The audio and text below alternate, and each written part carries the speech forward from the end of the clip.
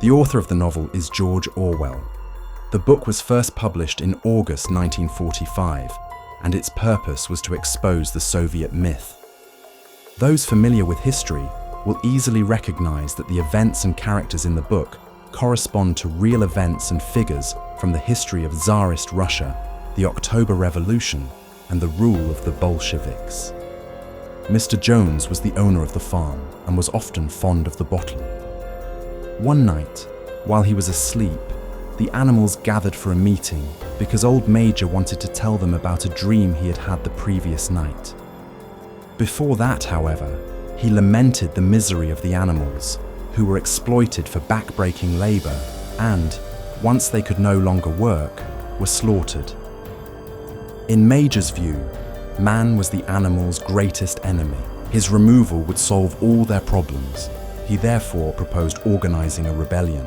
He then told the assembled animals about his dream, in which he remembered a song called Beasts of England. The tune had come back to him in his sleep, reminding him of a melody from his infancy that had long been forgotten. He decided to teach it to the others. It was a song about freedom, foretelling the end of human rule over animals. The loud singing woke Mr. Jones, who thought the noise was caused by a thief. He grabbed his shotgun and fired a shot, and all the animals scattered in terror, thus ending the night meeting. 3 days later, old Major died. Nevertheless, the animals did not forget his words, and in their desire to regain freedom, they began preparing for a rebellion against the humans. They were led by 2 pigs, Napoleon and Snowball. A third pig who played an active role was Squealer. Basing their ideas on Major's teachings, the pigs created a code called Animalism. Its principles were passed on to the other animals at secret meetings. Boxer and Clover, the 2 cart horses, accepted everything the pigs told them with unwavering devotion, absorbing their teachings without question. One day, Mr. Jones went on a prolonged drinking spree and had not appeared on the farm for several days. The starving animals decided to get food somehow and broke into the store shed, but the noise alerted Mr. Jones and the farmhands, who quickly ran in and began whipping the animals. This time, however, the animals resisted and drove the men off the farm. From that moment on, the farm belonged to them alone. The animals began exploring the farm. In the harness room, they found objects that reminded them of their days of enslavement: whips, harnesses, reins, and halters, and they decided to throw them down the well. Other items were burned in a bonfire. The animals ate their fill and sang Beasts of England 7 times in succession. They also toured the farmhouse and decided to preserve it as a museum. The next day, after breakfast, Snowball and Napoleon drew up the 7 commandments, which they painted on the barn wall. Whatever goes upon 2 legs is an enemy. Whatever goes upon 4 legs or has wings is a friend. No animal shall wear clothes. No animal shall sleep in a bed. No animal shall drink alcohol. No animal shall kill any other animal. All animals are equal. They also changed the name of the farm from Manor Farm to Animal Farm. Then the animals set to work on the hay harvest. When they returned, fresh milk from the newly milked cows was supposed to be waiting for them. But when the animals came back, the milk was gone. The pigs taught the other animals how to operate the farm machinery. They themselves merely supervised the work, while the rest of the animals labored hard. The heaviest work was done by Boxer, the horse. As if that were not enough, the pigs ate the best food. The early varieties of vegetables were reserved exclusively for them. They explained to the other animals that they had to eat better because they were the ones ensuring that man did not return to the farm. The animals accepted this explanation. The week on the farm was organized as follows. The animals worked for 6 days and rested on the 7th. On that day, a ceremony was held in which a green flag bearing a hoof and a horn was raised up the flagstaff. In the book, the flag specifically bore the image of a hoof, intended to represent the working animals, mirroring the hammer and sickle of the Soviet flag. After the ceremony, a meeting was held at which Snowball and Napoleon made decisions regarding the work for the coming week. The pigs also decided to teach the other animals to read. By autumn, all the animals could read to some degree, some better, some worse. Many different committees were formed, such as the Egg Production Committee for the hens, the Clean Tails League for the cows, and the Whiter Wool Movement for the sheep. Despite the existence of so many organizations, the animals' lives did not truly change. Learning all 7 commandments proved difficult. Therefore, Snowball decided to simplify them into a single maxim: 4 legs good, 2 legs bad. The birds protested, but Snowball assured them that wings could also be counted as legs. Thanks to this simplification, the less intelligent animals quickly learned the slogan. Napoleon decided to indoctrinate the animals starting from their youth. He took the puppies away from their mothers and kept them in the loft. Meanwhile, Mr. Jones spent his days sitting in a tavern, talking about the misfortune that had befallen him.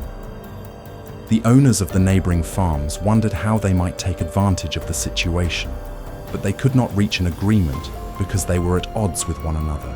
For the time being, they were mainly concerned with preventing a similar rebellion from breaking out on their own farms. The animals from Jones's farm sent out pigeons carrying news of their victory. Through them, they taught the animals on other farms the song "Beasts of England." They wanted to spread the revolution throughout the world. In October, the animals learned that Jones and his men would attempt to recapture the farm. Snowball, who had read a book about Julius Caesar, prepared the farm's defense. As the enemy approached, they were attacked by pigeons, geese, and sheep.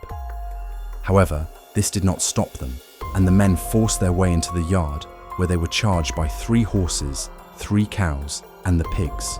Jones fired his gun, killing one of the sheep and wounding Snowball. Nevertheless, the animals won the Battle of the Cowshed and defended the farm. They decided to celebrate this victory every year on the 12th of October. Just before winter, it turned out that Molly the mare had disappeared. She had decided she preferred living among humans, who gave her sugar cubes and adorned her mane with ribbons. During the harsh winter, the animals discussed their work plans for the coming year.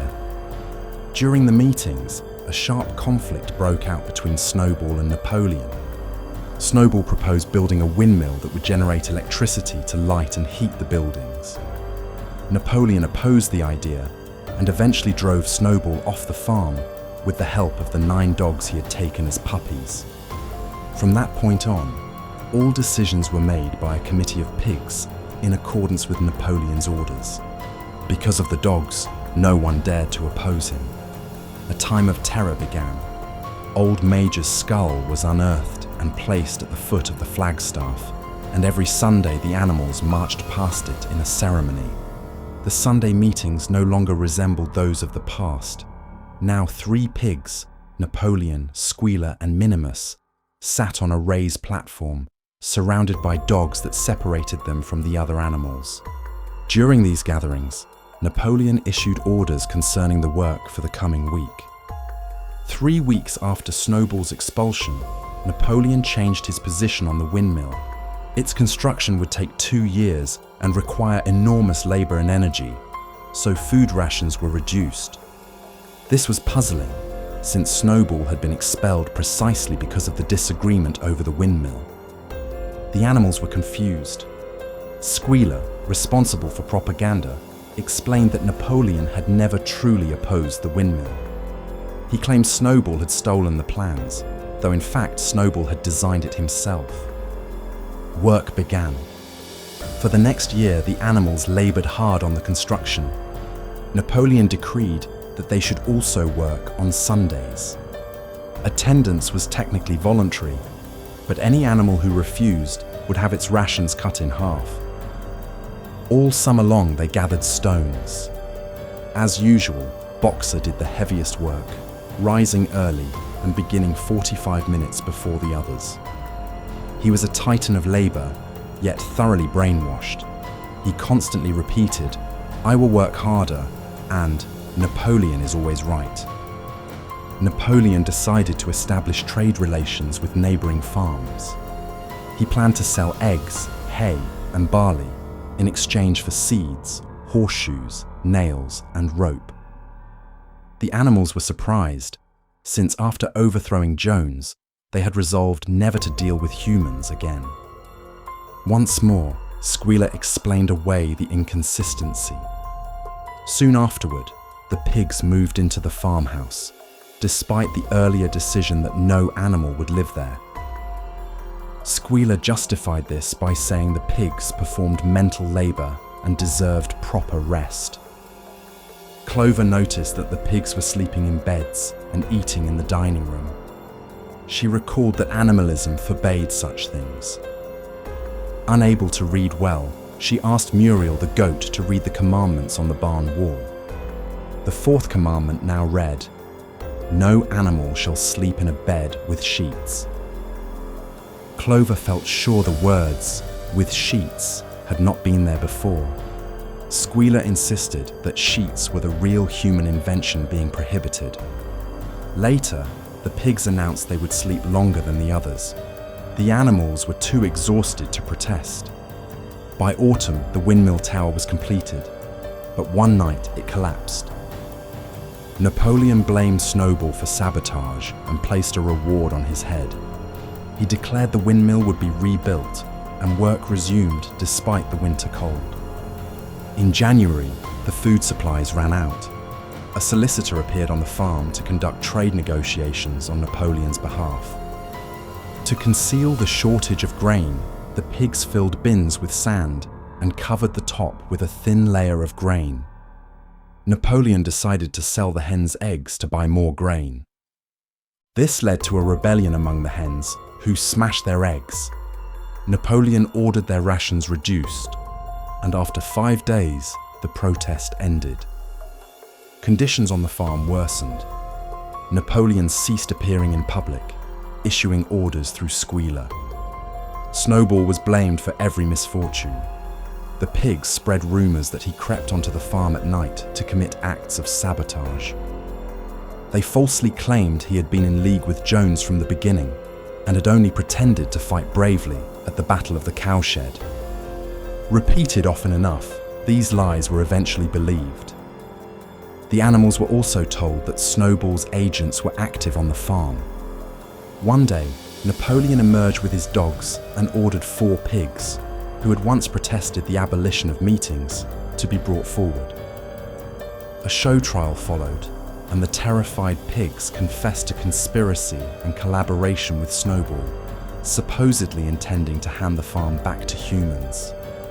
They were immediately executed by the dogs in front of all the animals. Hens and other animals also confessed and were likewise slaughtered.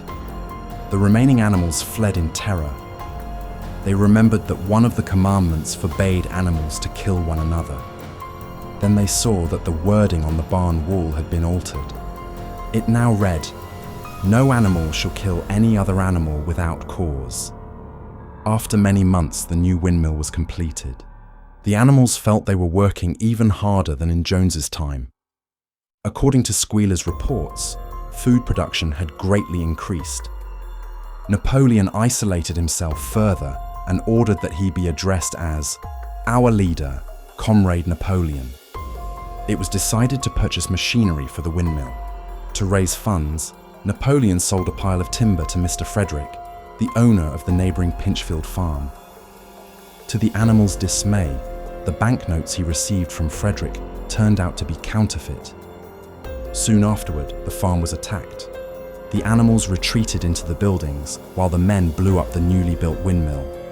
The animals then launched a counterattack and drove the men off. To celebrate the victory, the pigs organised 2 days of festivities to commemorate the Battle of the Windmill. As time passed, one night a loud crash awakened the animals. Outside, they found Squealer lying on the ground beside a broken ladder with a paintbrush and a pot of paint nearby.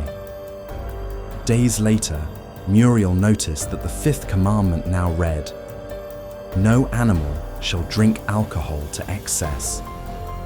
The animals resolved to rebuild the windmill.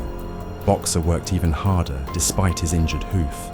Rations were again reduced, except for the pigs and dogs. Many piglets were born, and a school was built for them. Napoleon personally educated and indoctrinated them. The pigs were forbidden from mingling with the other animals. One day, Boxer collapsed while working. The pigs announced he would be sent to a hospital in town. While the animals were in the fields, a van came to take him away. Benjamin the donkey read the lettering on the side and rushed to tell the others that it belonged to a horse slaughterer. The animals tried to rescue Boxer but failed. He was taken to the knackers. 3 days later, Napoleon announced that Boxer had died in the hospital. The pigs claimed the vehicle had once belonged to a butcher, but had been bought by the veterinarian. Years passed. Only Clover, Benjamin, and Moses the raven remembered the time before the rebellion. A new windmill stood, but it did not produce electricity. It merely milled corn for profit. The animals were starving, while the number of pigs and dogs increased and their lives grew more comfortable. The pigs began walking on 2 legs. When some animals tried to protest, the sheep drowned them out by bleating, 4 legs good, 2 legs better. Clover asked Benjamin to read the commandments on the barn wall. Only one sentence remained. All animals are equal, but some animals are more equal than others.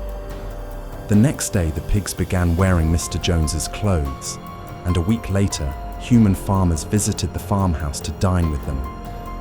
Napoleon declared that the farm's name should revert from Animal Farm to Manor Farm. The other animals watched the celebration through the window. They could no longer distinguish the pigs from the men.